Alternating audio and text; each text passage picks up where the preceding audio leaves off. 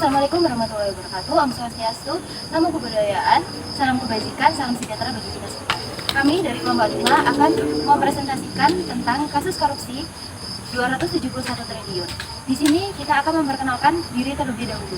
Nama saya Oktavia Azhara dengan NIM 231007. Nama saya Ain Dakin dengan NIM 2317 1020 1076. Saya Fitri Jalur Nisa dengan NIM 231008. Saya Rizka Madini dengan NIM 231024. Saya Zainul Iroki dengan NIM 1070. Penyebab kasus korupsi 271 triliun atau kasus korupsi komoditas timah yang menyebabkan kerugian negara sebesar 271 triliun rupiah terjadi karena praktik akomodir tambang timah ilegal, berkedok, sewa menyewa peralatan pemrosesan timah. Dugaan tersebut terkait tindakan penyitaan dan penggeledahan yang terkait dengan perkara dengan tindak pidana korupsi dalam tata niaga komoditas timah di wilayah Bangka Belitung. Kasus ini menyebabkan kegiatan ilegal yang mengakibatkan kerugian lingkungan, ekonomi, dan biaya pemulihan lingkungan. Kerugian lingkungan yang terjadi disebabkan oleh kerusakan hutan di Bangka Belitung dan melibatkan kerugian ekologis, ekonomi, dan biaya pemulihan. Biaya pemulihan lingkungan sebesar 183,7 triliun, 74,4 triliun, dan 12,1 triliun rupiah. Adapun dalam kasus ini Kejaksaan Agung telah menetapkan 16 tersangka setelah memeriksa lebih dari 140 saksi. Kasus yang diduga terjadi pada periode 2015 sampai 2022 ini telah menyeret sejumlah nama pengusaha seperti Harvey Mois, Crazy Rich PIK, Selene Lim, hingga Direktur Utama PT Hesan. Berikut daftar lengkap 16 tersangka yang telah ditetapkan Kejaksaan Agung. 1.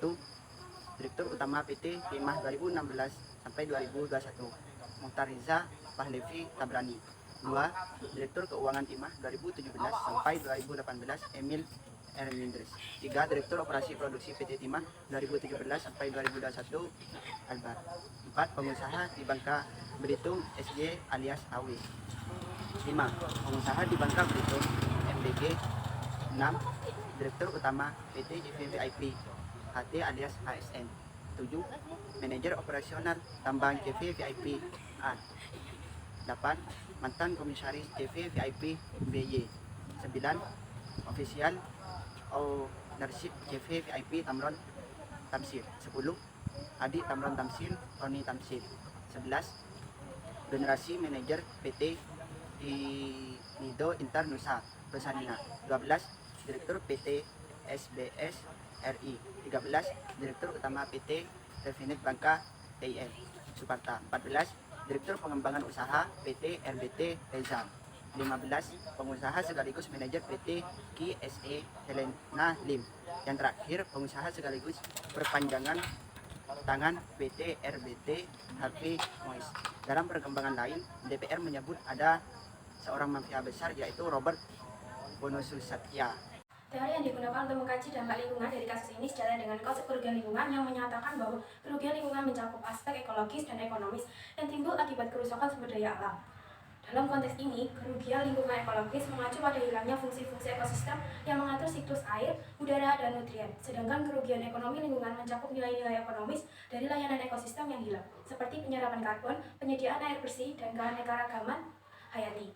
Ketika kita melihat kerugian sebesar 271 triliun akibat korupsi dalam tambang timah, kita sebenarnya sedang melihat bagaimana sumber daya alam yang seharusnya menjadi aset bersama bagi keberlangsungan hidup telah dirampas oleh tindakan-tindakan yang tidak bertanggung jawab.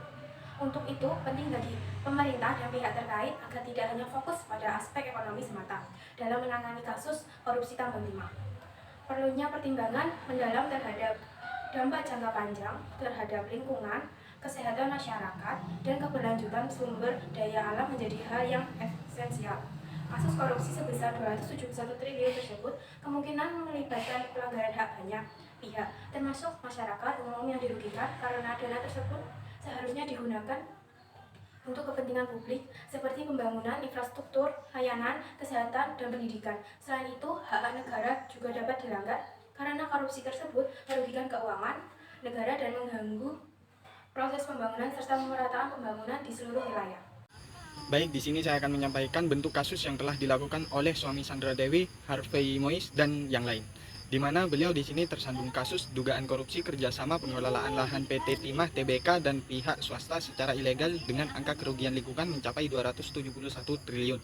Adapun Tamron alias Aun ditetapkan menjadi tersangka Kejagung pada 6 Februari 2024, sedangkan adiknya justru lebih dahulu ditetapkan sebagai tersangka yaitu pada 25 Januari 2024. Selama ini mereka dikenal sebagai bos tambang timah di Bangka Belitung.